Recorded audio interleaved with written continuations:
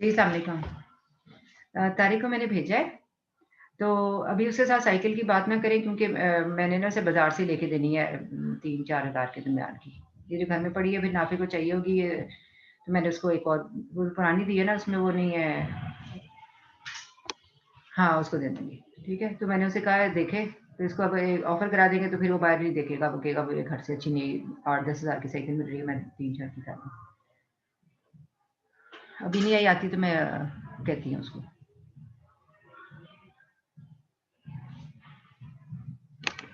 मैं कह देती हूँ। अमीर से कल बात हुई है उससे? कल बात हुई है? नहीं, फ़ौज़िया से कल बात हुई है? फ़ौज़िया से बात कर ली है? मैं पूछती हूँ फ़ौज़िया फिर क्या किया आपने? ठीक, मैं पूछती हूँ, मैं कहती हूँ, मैं कहती हूँ। ओके।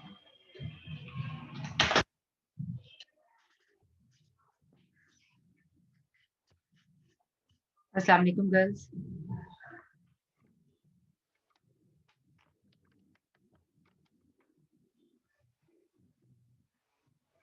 जी, अस्सलाम वालेकुम।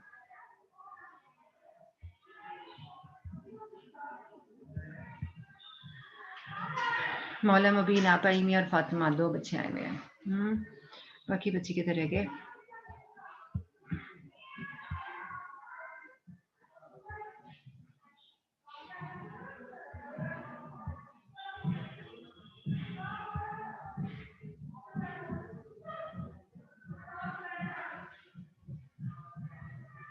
ज़रा ग्रुप पे मैसेज करें कि सारे जल्दी से क्लास में आ जाएँ।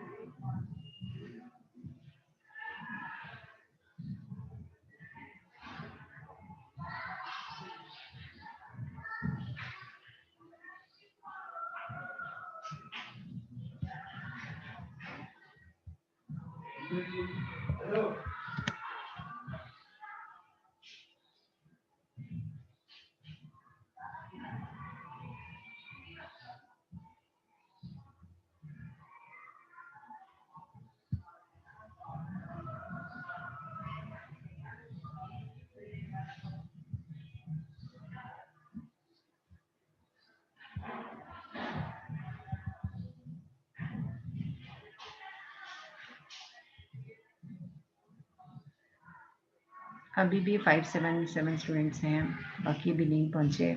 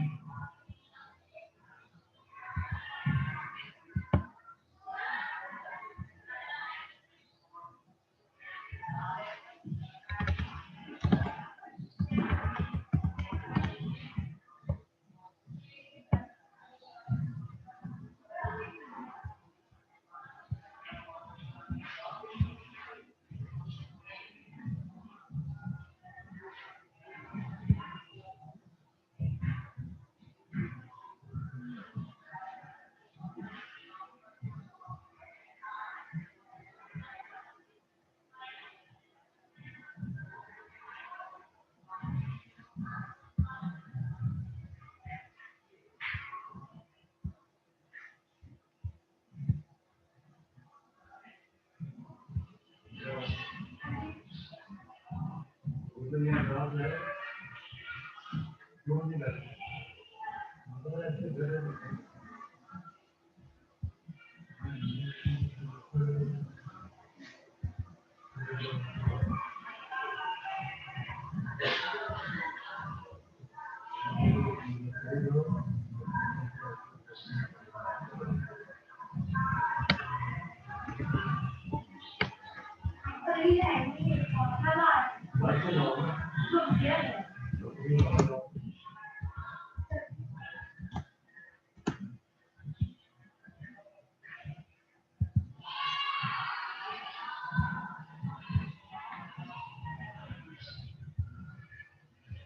अस्सलाम वालेकुम गर्ल्स,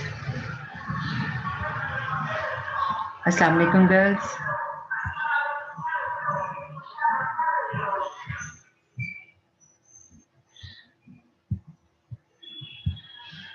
गर्ल्स कल मैंने आपको जो टॉपिक पढ़ाया था related to testing of independence of two attributes, उससे रिलेवेंट जो मैंने आपको क्वेश्चन दिए थे, आज हम एक क्वेश्चन क्लास में करते हैं एक्सरसाइज में से। ठीक है, क्वेश्चन नंबर 1 to 3 तो शायद मैंने आपको होमवर्क में दिए थे, एक अभी हम करते हैं। 1 2 दिए थे, 2 क्वेश्चंस। कितने दिए थे गर्ल्स मुझे बताइए, होमवर्क पे क्या दिया था? 2 क्वेश्चन से 3 थे।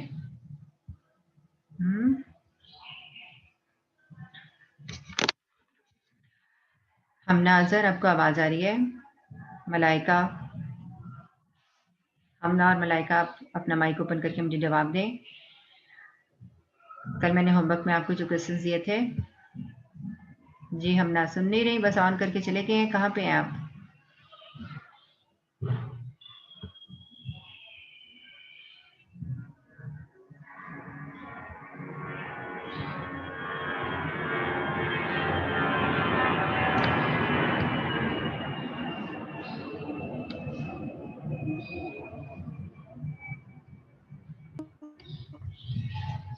मैम 3 क्वेश्चन थे। 3 क्वेश्चन कौन कौन से थे? 1 2 3? Yes ma'am. ओके, एक क्वेश्चन था, हमने उसमें ब्रीड एक साइड पे था और जील्ड एक साइड पे थी, वो कर लिया आप लोगों ने? 3B 3A होमवर्क में कर लिया? कौन चेक करा सकता है अभी?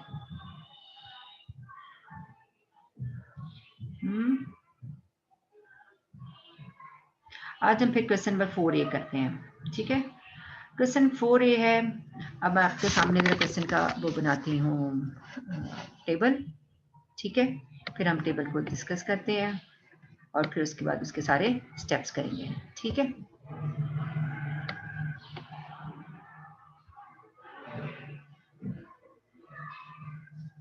The following table shows liking of 3 colors pink, white and blue in a sample of males and females। एक तरफ आपको सेक्स दिए हुई है, मेल एंड फीमेल। ठीक है, और एक तरफ जो है वो कलर दिए हुए हैं। ठीक, अगर हम इस तरफ ये लिखते हैं दिस इज कलर, तो 3 कलर्स कौन से हैं? Pink, white and blue.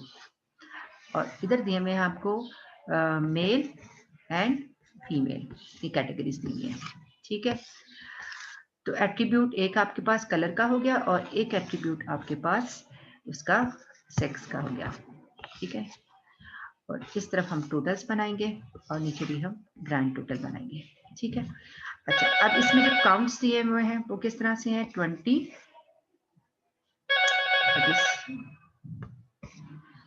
it is 20, 40 and 60। 40, 20, 20। अब अगर आप इनके टोटल्स कर लें इस तरफ को, ठीक है, यहाँ पर, तो इनके टोटल्स क्या होंगे? इस तरफ भी टोटल कर लेते हैं और इस तरफ भी हम टोटल कर लेते हैं।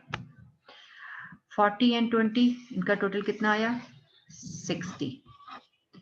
यहाँ भी 60 और ये 80, और ग्रैंड टोटल कितना आया? 200। इस तरफ टोटल करते हैं तो 120 और इस तरफ टोटल करते हैं तो 80।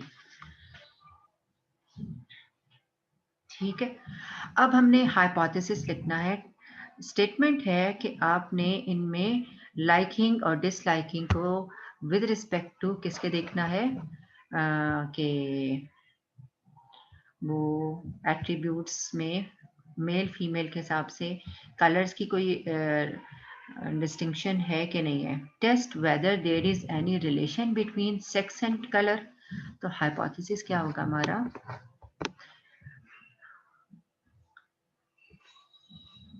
टू एट्रीब्यूट्स, कौन से एट्रीब्यूट्स हैं, जर्नली तो हम यह लिख ही सकते हैं, to attributes are independent.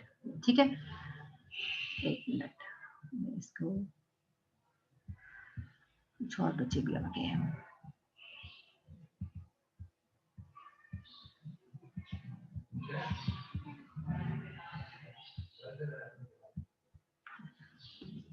Are independent,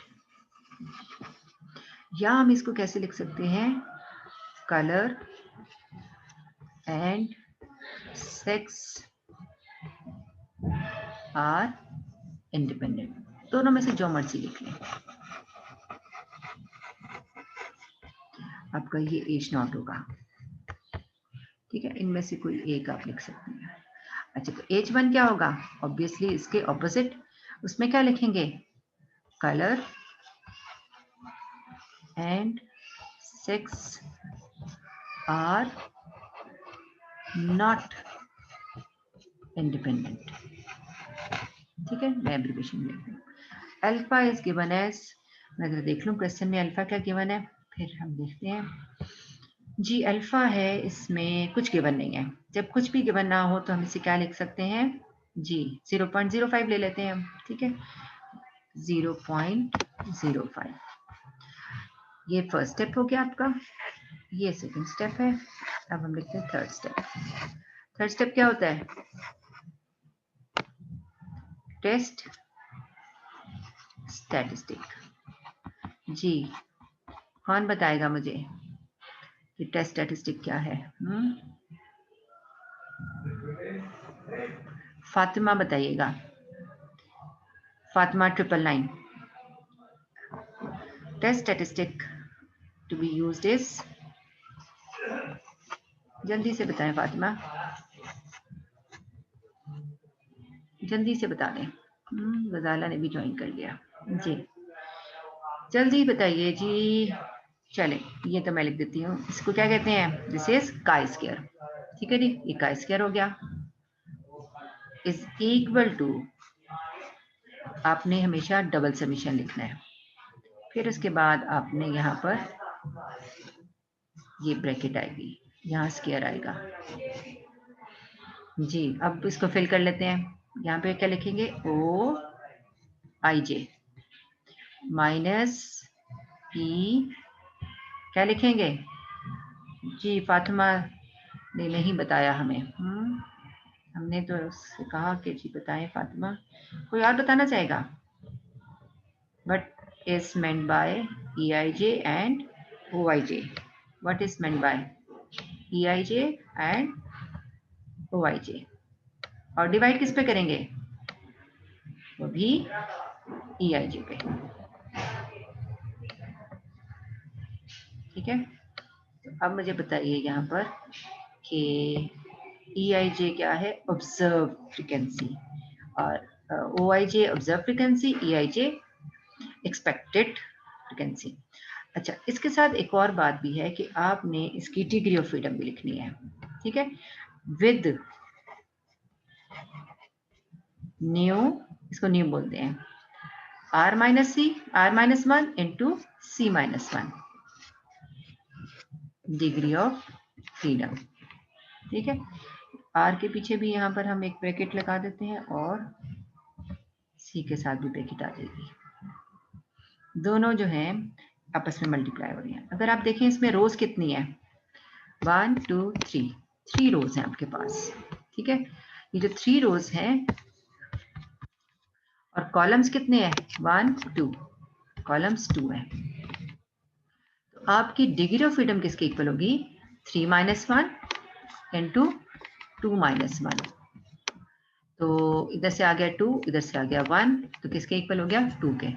तो इसका मतलब है आपका न्यू क्या हुआ, इसी के बाद हम लिख देंगे न्यू इज इक्वल टू 2। ठीक है जी, 2 आ गया। अच्छा जी, यहाँ तक आप क्लियर हो गया? कुछ पूछना है तो आप पूछ लें, फिर हम आगे चलते हैं। डन जी गर्ल्स, डन हो गया? मेरी आवाज भी आ रही है कि नहीं आ रही है? Yes ma'am. मैम ये डी कैसे आया है? ये 2 - 1 कौन सा वाला? 2 - 1 एक्चुअली आपकी डिग्री ऑफ फ्रीडम है। न्यू क्या है? आपकी डिग्री ऑफ फ्रीडम। ठीक है, इसको डिग्री ऑफ फ्रीडम कहते हैं। काय स्क्वायर जो टी डिस्ट्रीब्यूशन है, इसके लिए आपको डिग्री ऑफ फ्रीडम की जरूरत पड़ती है। डिग्री ऑफ फ्रीडम किसके बराबर है? इसका फॉर्मूला आपको याद रखना होगा, वो होता है r-1 × इनके दरम्यान में मल्टीप्लाई है c-1। r क्या होती है? Number of rose. c क्या है? Number of columns. अब आप इसमें काउंट करें, एक रो, दूसरी रो, तीसरी रो। तो रो क्या लिख दिया हमने? 3।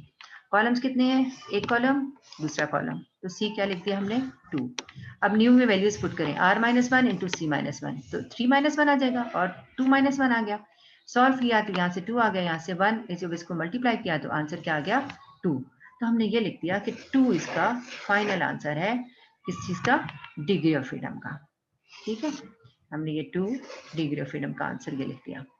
अब हम ये यूज करेंगे वहां पे जहां पर हमें क्रिटिकल रीजन निकालना होगा। एक ये भी यूज करेंगे वैल्यू, और एक ये 0.05, यानी 0.05 को और 2 को यूज करके हमने इसकी टेबल वैल्यू फाइंड करनी है। ठीक है, अब मैं इसको मिनिमाइज करने लगी हूँ और अब आपके सामने मैं जरा इसको थोड़ा सा अरेज कर दूं। मिनिमाइज तो नहीं करती, मैं इसको अरेज करती हूँ।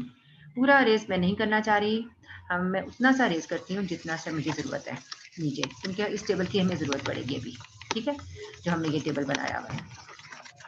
So let me erase first the remaining part so that we can compute the expected frequencies for each of given observed frequency. In this table, the title of this table must be the observed frequencies. I didn't write here the observed frequencies, but it must be observed. चलें जी, मैंने आहिस्ता आहिस्ता करके सारा बता दिया। Okay, अब हम करते हैं, इसको भी लिखते हैं, दिस इज OIJ। अब इसके पैरेलल क्या बनेगा यहाँ पर? इसके पैरेलल यहाँ पर जी एक टेबल बनेगा, किसका होगा वो? EIJ का। बहुत ही प्रकृति बना दिया, दिस इज EIJ, बिल्कुल उसी तरह से बनेगा। अब एक कॉलम हमारा ये वाला होगा, इसके अंदर सेंटर में लिखेंगे, और ये pink, white, blue, males, females. आपने क्या करना है, इस 20 के लिए जो कॉरेस्पॉन्डिंग टोटल्स हैं वो क्या है? एक टोटल इसका कॉरेस्पॉन्डिंग है 60 है और एक इसका 120 है। इधर से देखें तो 120, इधर से देखें तो 60। तो आपने लिखना है 60 मल्टीप्लाई बाय 120 डिवाइडेड बाय, इसको n पे डिवाइड कर देना है, 200। जी चलें जल्दी से सॉल्व करके मुझे बताएं इसका क्या आंसर आया। 0 0 से कैंसिल, 0 0 से कैंसिल, 2 3 से, और 12 3 are 36। ठीक है जी, 36 आ गया।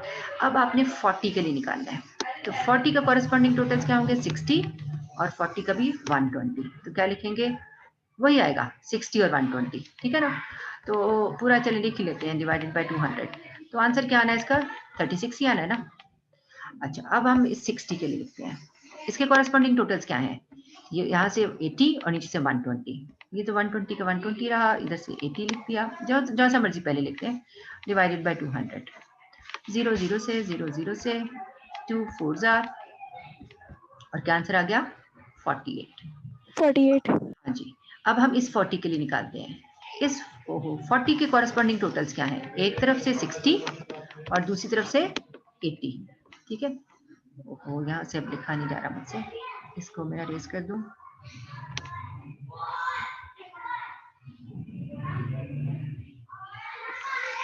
ओहो गड़बड़ शुरू हो गई। अच्छा, हमने पहले क्या लिखना है? 60 और मल्टीप्लाई किससे करेंगे इसको? 80 से, डिवाइडेड बाय 200। चलिए जी सॉल्व कर लें। अगला वाला क्या आएगा? इस 20 के लिए इसका कॉरेस्पॉन्डिंग टोटल 60 और कॉरेस्पॉन्डिंग टोटल 80। ठीक है, वही आएगा जो ऊपर वाले का था। दोनों के सेम आंसर है, वही इसका वही भी इसका। जल्दी से मुझे आंसर बता दें। और इस 20 के लिए क्या होगा, इसका कॉरेस्पॉन्डिंग टोटल क्या है, यहाँ पे रो वाइज 80 और कॉलम वाइज भी 80। इसका आएगा 80 इंटू 80 डिवाइडेड बाई 200। 0 0 से कैंसिल, 0 0 से कैंसिल, 2 4 जार, तो 4 8 32 आ गया। 32। तो ऊपर वाले तो बताए ना मुझे, इधर भी 0 0 से कैंसिल, 0 0 से कैंसिल, 24। 3 जार 8 24, ये भी 24 आ गया और ये भी 24 आ गया। चलिए जी, सारे टोटल्स हो गए हमारे पास। हमें इनकी यहाँ पे टोटल्स निकालने की कोई जरूरत नहीं है, बस ये कंप्लीट है। अब हमने एक टेबल और बनाना है, और वो टेबल कौन सा है, यहाँ पर बनानी जा रही हूँ मैं। यहाँ लिखेंगे OIJ, यहाँ लिखेंगे EIJ, बल्कि मैं इस टेबल को अरेज कर लेती हूँ ताकि हम इसको प्रॉपर बना लें। इस टेबल की अभी जरूरत तो है वैसे थोड़ी सी, चलिए पूरा नहीं मिटाती, क्यों, क्योंकि हमें क्या जरूरत है, हमें इनकी ऑब्जर्वेशंस की जरूरत है। चलिए, अभी मिटाया भी नहीं था मैंने वैसे।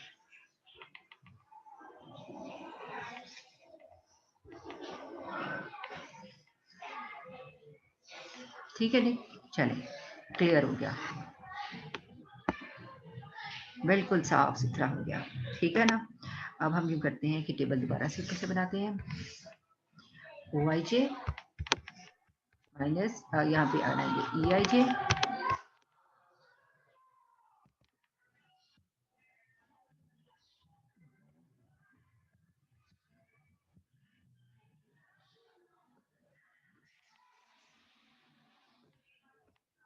अच्छा, और यहाँ पे अब ये सारी ऑब्जर्वेशन जो है ना OIJ की मैंने यहाँ पर लिख देनी है, ठीक है।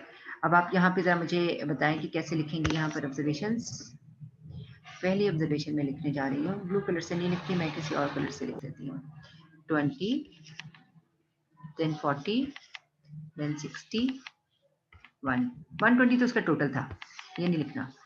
अगले वाले में फिर हमने दोबारा से क्या लिखना है, ये वाली वैल्यू 20, then 20, then 80, ठीक है। अब आपने क्या करना है, सारी ऑब्जर्व फ्रीक्वेंसीज जो हैं वो लिख ली। अब हमने लिखनी है इसकी एक्सपेक्टेड फ्रीक्वेंसी, ठीक है। मैम 80 नहीं है, 40 है। ओ हो 20 20 और 40 होगा, ठीक कह रही हैं, मैंने वो ना गलत लिख लिया, ये भी मिटा दिया, बिल्कुल ठीक, ये ऑब्जर्व फ्रीक्वेंसीज होंगी। अब एक्सपेक्टेड फ्रीक्वेंसीज हम यहाँ पर लिखते हैं जी, एक्सपेक्टेड फ्रीक्वेंसीज का कॉलम बना लेते हैं। क्या बनेगा, चलिए लिखवाएं, कॉरेस्पॉन्डिंग पहले क्या आई, 36, 36, 36, 48 और एंड 32, ठीक है जी। अब हम इस टेबल को भी अरेज कर देते हैं, ठीक। अब आपने इसके बाद क्या करना है, कुछ कॉलम्स और बनाने हैं, वो सारे कॉलम्स जो हमें काई स्क्वायर में रिक्वायर्ड है। काई स्क्वायर में रिक्वायर्ड है OIJ minus EIJ whole square. तो पहले हम लिखेंगे OIJ माइनस EIJ और स्क्वायर भी साथ ही कर लेंगे। क्या कर लेंगे, इसका स्क्वायर भी, और फिर करेंगे हम इसके बाद OIJ माइनस EIJ इसका स्क्वायर करके,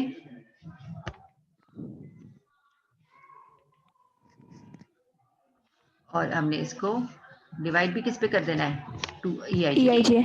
बिल्कुल ठीक, ये बड़ा सा कॉलम मेरा बन गया। और इस कॉलम का यहाँ पर इसका सिर्फ टोटल चाहिए, बाकी किसी कॉलम का कोई टोटल रिक्वायर्ड नहीं है, ठीक है। अब इस टेबल को यहाँ पे हम कंप्लीट करते हैं, चलें। अच्छा, सबसे पहले OIJ माइनस EIJ करें, तो इनका माइनस करेंगे तो क्या आंसर आया, 16। 16 का स्क्वायर लिया तो 256। अगला वाला 40 माइनस 36, तो कितना आया आंसर, 4। 4 का स्क्वायर कितना आया, 16। जरा चेक भी करते जाए आप लोग। 60 माइनस 48, 12 आ गया। 12 का स्क्वायर 144। 20 माइनस 24, 4 का स्क्वायर आ गया 16। 20 माइनस 24, इसका भी 16। 40 माइनस 38, 32, 8 आ गया, 8 का स्क्वायर 64, ठीक है। इसके टोटल की जरूरत नहीं थी इसलिए हम नहीं करेंगे। अब हमने करना है 256 को डिवाइड किस पर, 36 पे। तो देखें क्या आंसर आता है, मैं लिखती जा रही हूँ, आपने आंसर बताने हैं। 16 divided by 36. 144 divided by 48. 16 divided by 24. 16 divided by 24. 64 divided by 32. ठीक है जी, अब मुझे आंसर बताइए क्या आया सबसे पहला आंसर? 7.11. 7.11. चलिए अगला बताइए। 0.44. 7.0.44. 0.44. 3. 0.67.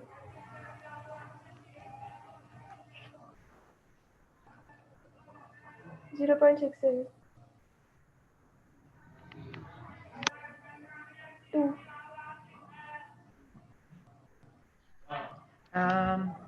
ये वाला जो है ना 20 माइनस 36, इसका देखें 256 आता है।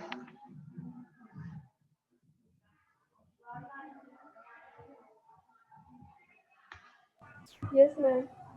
अच्छा, और चलें अब इन सबको जरा मुझे प्लस करके बताइए।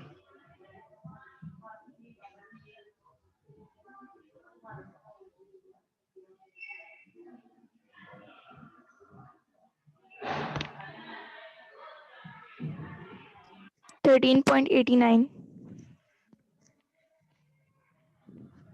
अच्छा, चलो जरा एक बार कैलकुलेशंस दोबारा देख लीजिएगा, मुझे लग रहा है कोई एरर ना हो गया हो, क्योंकि आपके मैम हाँ बोले। मैम ये जो OIG वाला कॉलम है ना, इसमें जो 20, 40, 60 है वो ठीक है। 60 के नीचे ना 40 आना था और फिर 2 times 20 आना था। एक बार मैं दोबारा देख लेती हूँ, मुझे आपने पहले नहीं बताया, दोबारा देख लेते हैं। 40 20 20 बिल्कुल ठीक है जी, बिल्कुल सही, तभी तो आंसर ठीक नहीं आया। 40 20 20 इसका मतलब है, ओहो कहाँ गया?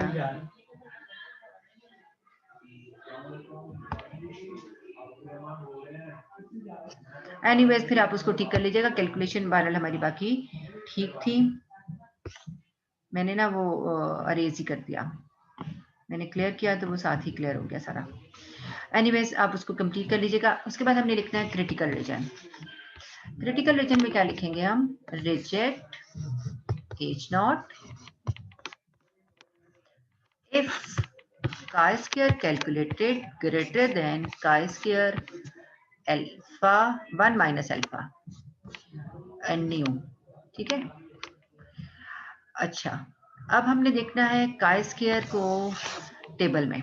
अब मैं टेबल निकालने जा रही हूँ आपके सामने। 1 माइनस अल्फा कितना है पहले ये मुझे बता दें। काई स्क्वायर 1 माइनस अल्फा 0.95 हो जाएगा, और हमने न्यू की वैल्यू भी कैलकुलेट की थी 2। हमने इस पे काई स्क्वायर देखना है, ठीक है। काई स्क्वायर को इसको टेबल में कैसे देखना है, टेबल नंबर 11 निकालते हैं। पहले मैं आपके साथ शेयर करती हूँ बुक, और फिर हम इसको देखते हैं।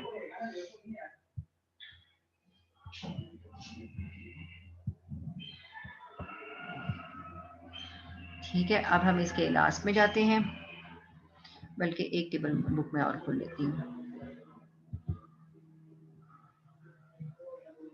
और कंट्रोल एंड कर लेते हैं, और कंट्रोल एंड करके यहाँ पर टेबल नंबर 11 है।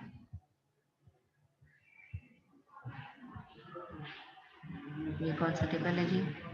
ये 10 है, तो नीचे 11 होगा।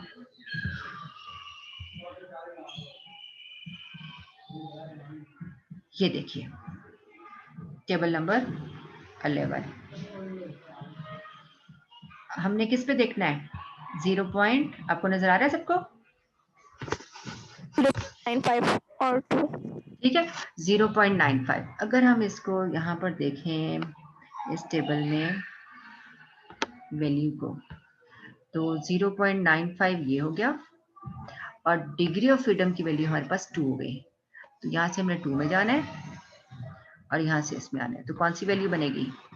5.99। पर हमारा आंसर 13.89 था, विच इज ग्रेटर देन 5.99। और अगर हम 40 और 20 की वैल्यू सही जगह पर लगाते तो फिर हमारा आंसर 13 से भी बड़ा आना था। ठीक है, बहरहाल इन ईच केस हमारा आंसर 5.99 से बहरहाल ही बड़ा है। तो वी रिजेक्ट H0। H0 को अगर हम रिजेक्ट करें तो H0 में हमने क्या लिखा था? हमने लिखा था colour and sex are independent, colour and sex are independent. ठीक है, ये स्टेटमेंट क्या होगी हमारी, रिजेक्ट हो गई। तो फिर एक्सेप्ट क्या हुई, एक्सेप्ट हुई हमारी H1। H1 स्टेटमेंट क्या थी, H1 में हम कह रहे थे colour and sex are related, colour and sex are related. अब मुझे बताएं कि क्या वो वाकई रिलेशनशिप है। बिल्कुल, गर्ल्स को जैसे पिंक कलर पसंद आ रहा होता है लेकिन बॉयज को पसंद नहीं आ रहा होता। ठीक है, तो इसलिए दूसरा कलर कौन सा था पिंक के बाद,